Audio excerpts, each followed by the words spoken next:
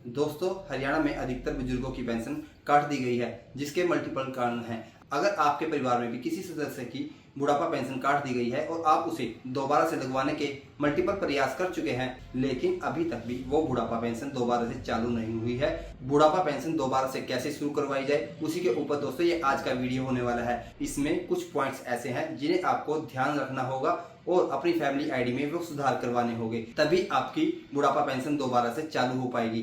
कुछ दोस्तों को वीडियो देखने की जल्दी रहती है, इसलिए मैं इस वीडियो को 2 पार्ट में बनाऊंगा। सबसे पहले आपको बताया जाएगा कि आप शॉर्ट में अपनी फैमिली आईडी में क्या क्या चेंजेस कर सकते हैं, जिसकी वजह से आपकी फैमिली आईडी में बुढ़ापा पेंशन फिर से शुरू हो जाएगी। और दूसरा, डिटेल में जो दोस्त पूरी वीडियो देखना चाहते हैं और कोई भी गलती नहीं करना चाहते हैं, उनके लिए पूरी वीडियो देखना जरूरी है, क्योंकि इस वीडियो में ही आपको आगे बताया जाएगा कि आपको कहां पर क्या क्या सावधानी बरतनी है और अपनी फैमिली आईडी में किस तरह से ये करेक्शन करने हैं। तो दोस्तों, सबसे पहले आपको अपनी फैमिली आईडी में जिसकी पेंशन काटी गई है उसके नाम के आगे अदर लेबर या कंस्ट्रक्शन लेबर लिखा हुआ है, या फिर फार्मर लिखा हुआ है, या लैंड ओनर लिखा हुआ है, जिसे चेंज करके आपको senior citizen old age pensioner करना है। दूसरा और सबसे महत्वपूर्ण, आपको अपने बुजुर्ग की या आपकी जिसकी पेंशन काट दी गई है उसकी उम्र को वेरीफाई करना है, यानी कि एज को वेरीफाई करना है। वो आप वोटर कार्ड से, स्कूल के डॉक्यूमेंट से या किसी अन्य डॉक्यूमेंट से भी वेरीफाई कर सकते हैं।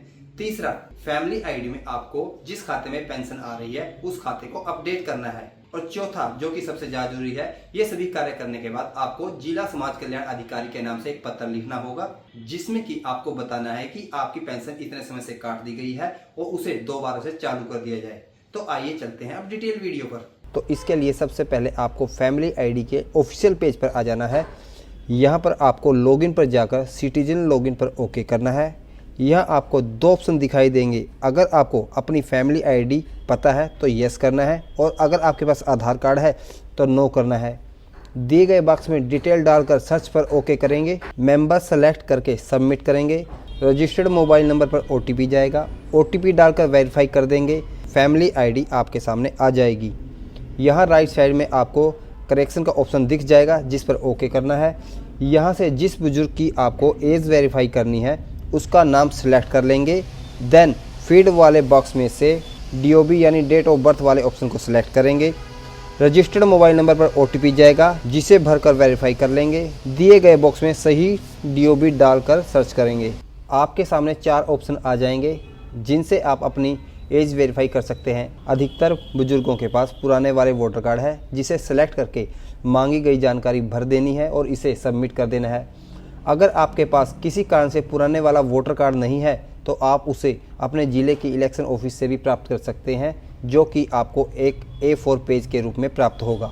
सबमिट करने के कुछ दिन बाद ही आपकी एज की वेरिफिकेशन हो जाएगी, जिसे आप फैमिली आईडी के पोर्टल पर दोबारा से जाकर चेक कर सकते हैं। अब आपको अपने बुजुर्ग का एंगेजमेंट चेंज करना है, जिसके लिए आपको फिर से दोबारा यही प्रोसेस स्टार्ट करनी होगी। आपको फिर से यहाँ राइट साइड में दिखाई दे रहे करेक्शन वाले ऑप्शन पर जाना है। यहाँ से आप नाम को सिलेक्ट कर लेंगे। देन आपको यहाँ से एंगेजमेंट वाले ऑप्शन को सिलेक्ट कर लेना है। यहाँ पर आपको आपका मौजूदा ऑक्यूपेशन दिख जाएगा, जिसे चेंज करने के लिए आपको यहाँ पर ओके करके senior citizen old age pensioner कर लेना है।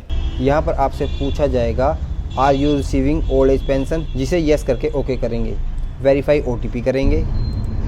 ओटीपी वेरीफाई होते ही आपको मैसेज शो हो जाएगा और आपकी फैमिली आईडी में senior citizen old age pension लिखा आ जाएगा।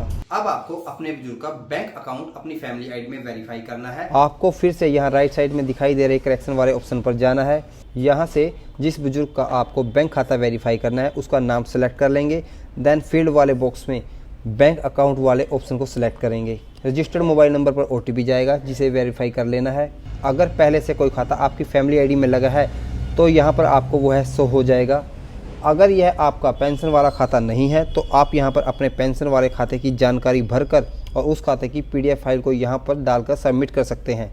दोस्तों, इसी के साथ साथ जिस खाते में आपकी पेंशन आती है उस खाते को आपको अपनी डीबीटी सर्विस के साथ, यानी कि डायरेक्ट बैंक ट्रांसफर सर्विस को भी एक्टिवेट करवाना होगा और उसी के साथ अपनी आधार शेडिंग भी कंप्लीट करानी होगी। अगर आपके पास मल्टीपल अकाउंट है और आपकी पेंशन किसी अन्य खाते में आती है, लेकिन वो खाता फैमिली आईडी में अटैच नहीं है, तो उस खाते को आपको अपनी फैमिली आईडी में अटैच करके उसकी डीबीटी और आधार शेडिंग सर्विस दोनों को एक्टिवेट करवाना है। इसके लिए आप अपने बैंक की सहायता ले सकते हैं। अपने बैंक में जाकर अपनी डीबीटी सर्विस को एक्टिवेट करवा सकते हैं, या फिर आप अपने नजदीकी CSC सेंटर सेंटर पर जाकर भी इस सर्विस को एक्टिवेट करवा सकते हैं। और ये सभी कार्य करने के बाद आपको अपने जिले के समाज कल्याण अधिकारी को एक पत्र देना होगा, जिसमें आपको बताना है कि आपकी पेंशन इस तारीख से या इतने महीनों से रुकी हुई है, जिसको दोबारा से चालू कर दिया जाए। उसका पूरा ब्यौरा देना होगा, जिसको एक पत्र के रूप में लिख कर देना है। इस पत्र का सारांश आगे वीडियो में बताया गया है। जैसा कि आप देख रहे हैं, एप्लीकेशन में आपको लिखना है सेवा में जिला समाज कल्याण अधिकारी। यहाँ पर अपने शहर का नाम लिखना है, विषय लिखना है प्रार्थी की पिछले जितने महीनों से वो राशि बकाया है आपकी बुढ़ापा पेंशन की, वो यहाँ पे लिख देनी है कि इतने महीने से बकाया बुढ़ापा पेंशन राशि दिलवाने बारे। श्रीमान जी, निवेदन यह है कि मैं यहाँ पर नाम, पुत्र श्री, यहाँ पे पिताजी का नाम, आधार संख्या, गांव या आपका पता, जिला आपका का स्थायी निवासी हूँ, जो कि आपसे निम्नलिखित प्रार्थना करता है।